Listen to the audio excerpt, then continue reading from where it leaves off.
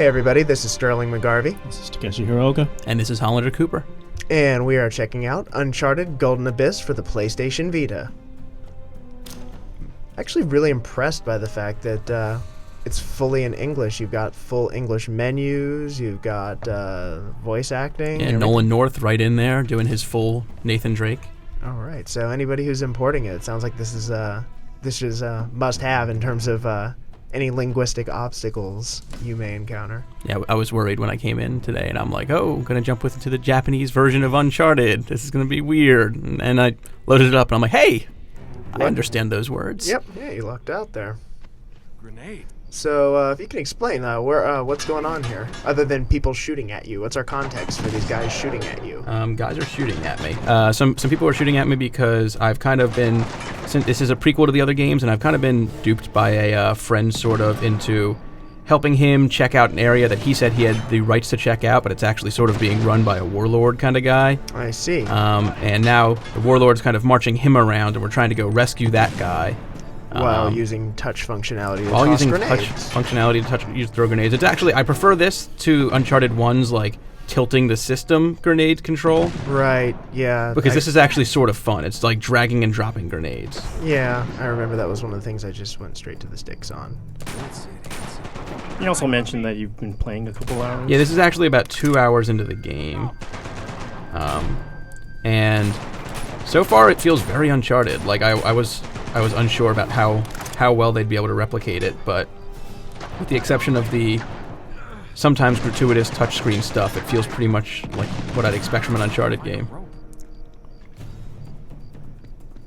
That's good. I mean, I know the developer is it's Sony Bend, and I know they did the Siphon Filter games. They did Dark Mirror and Logan Shadow. They did Resistance Retribution. So it kind of feels like they seem to be pretty capable of capturing kind of the essence of that console experience. So, would you say so far it feels like they've replicated that? Yeah, there's some little things I've noticed that I'm not sure how strong they've done with like the cinematic feel, but that's something that usually ramps up near the end of a Uncharted game, like the really big action sequences. There haven't been a ton of those. But I'm expecting that just like Uncharted 3, which doesn't start off huge but ends big, that this is going to be sort of like that. Okay, so you have touchscreen functionality for your grenades. I see you just cut a tarp. Yeah, you cut a tarp. Usually the touchscreen stuff's optional, but often you do, like when there's arrows on the screen, you really have to do what it wants. Here. So this is your new female friend. Hey, where'd you get lost? Who's kind of been going around getting you ropes. Boxes of ropes by every window, you know. And she has way too many backpacks on. Wait, you gotta wait for me. That's how she I gets already you all the checked ropes. this room. Remember? It's clear. See? I am learning. Still warming up to her. Just hope you don't learn the hard way. Still not sure of her intentions. As usual in an Uncharted game, you really never know who's on your side. So this is actually, let me actually just drop down because the rope are something you can use the back touchscreen for. Okay. You can you actually move the opposite direction and he climbs up ropes. Oh, which is something that I didn't think I'd end up liking, but it's actually kind of cool.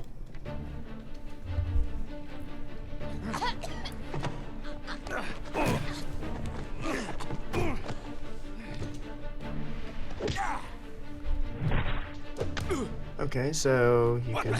Yeah, that's where the main touchscreen gameplay really comes into play. Like in the melee is pretty much like Uncharted 2's instead of Uncharted 3, and then every so often it'll throw quick time events in there like that. But I've noticed, even though I swiped across the middle, you can kind of swipe anywhere and it registers. You don't have to like cover the line. I see. So it doesn't interfere with you being able to actually, see what's going on. It doesn't interfere with gameplay too much. Right.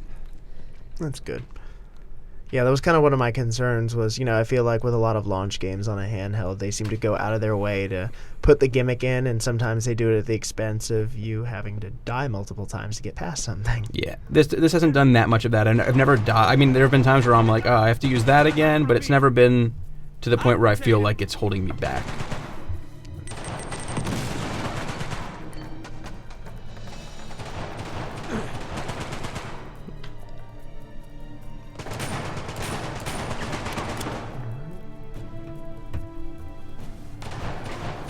I see the trademark desaturation of death is intact. Yep. So, once you're done beating this guy up and this guy, I will ask you about this bounty thing. Oh.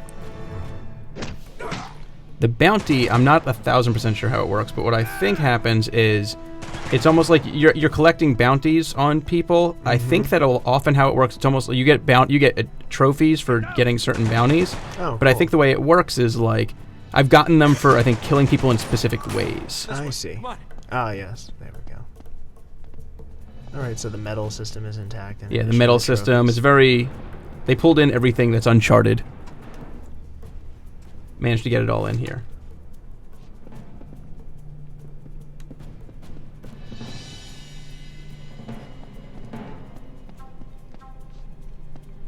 Oops, wrong way. The score sounds trademark Uncharted. Oops.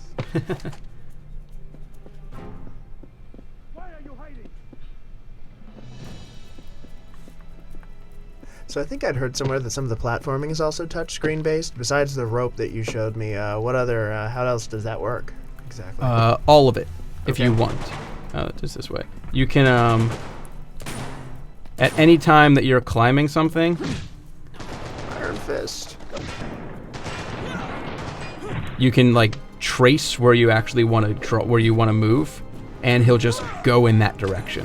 Oh, nice. Like it's like you're drawing where you want Drake to go.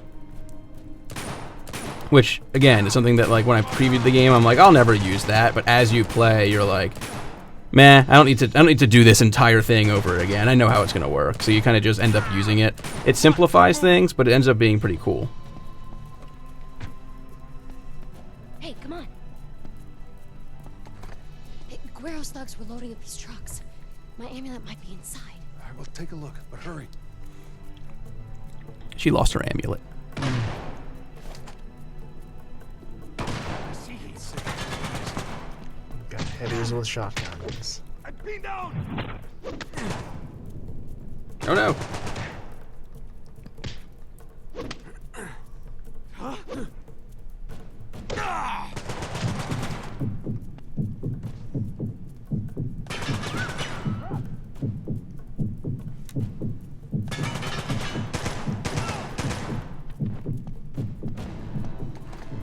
Nothing. It's gotta be here somewhere. Let's go check Guerrero's office. Alright.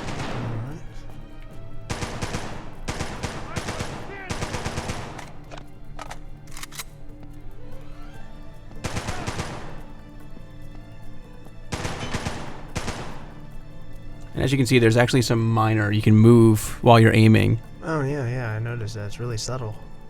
It's good for like getting that headshot. Because if you know, like looking up a little is gonna kind of ruin your view, you can just tilt the entire system a little, and that does it instead.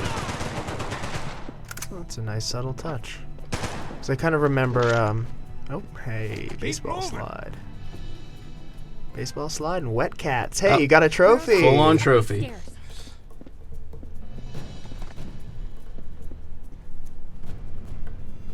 Uh-oh. And then I fell and died. Classic death sound effect. This is how you fight in the great America.